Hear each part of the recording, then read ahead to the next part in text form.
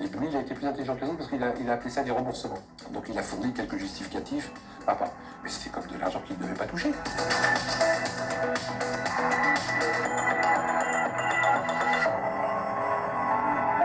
Monsieur Retailleau, vous savez comment je l'appelle?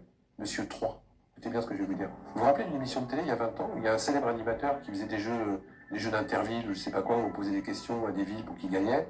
Et il a été viré du jour au lendemain parce qu'on s'est aperçu qu'il avait truandé en donnant les réponses aux représentants de la ville où il était. Et donc, pour donner la réponse, il y avait 3 possibilités de réponse quand il posait des questions. Quand c'était la réponse 1 qui était bonne, il faisait 1 avec son pouce sur sa jambe. Quand c'était la réponse 2, il faisait 2. Et quand c'était la réponse 3, ça faisait 3. Et il s'est fait voler un jour parce qu'on a vu qu'il faisait 3 avec ses doigts, qu'il les mettait là, et que donc la personne en face répondait à la question numéro 3. Et bien, le nom de la personne qui répondait à la question numéro 3, c'était M. Retailleau, qui donc faisait partie de la tricherie, qui donc faisait partie de la supercherie. Et ça, les gens ont vite oublié. Mais il était lié. Ah bah oui, c'était le second de M. De Villiers.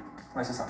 Et M. De Villiers voulait absolument que le Puy du Fou gagne ces jeux télévisés à la télé. Et moi, depuis, je l'appelle Retailleau 3. Les gens ont oublié, mais pas moi. La faculté que j'ai, c'est justement de garder dans ma tête tous ces petits détails anodins qui sont des tâches sur la vie de nos élus qui veulent être propres. Et M. Retailleau, d'ailleurs, a touché les chocolats aussi, du Sénat. Et lui, il a été plus intelligent que les autres parce qu'il a appelé ça des remboursements. Donc il a fourni quelques justificatifs. Mais c'était comme de l'argent qu'il ne devait pas toucher.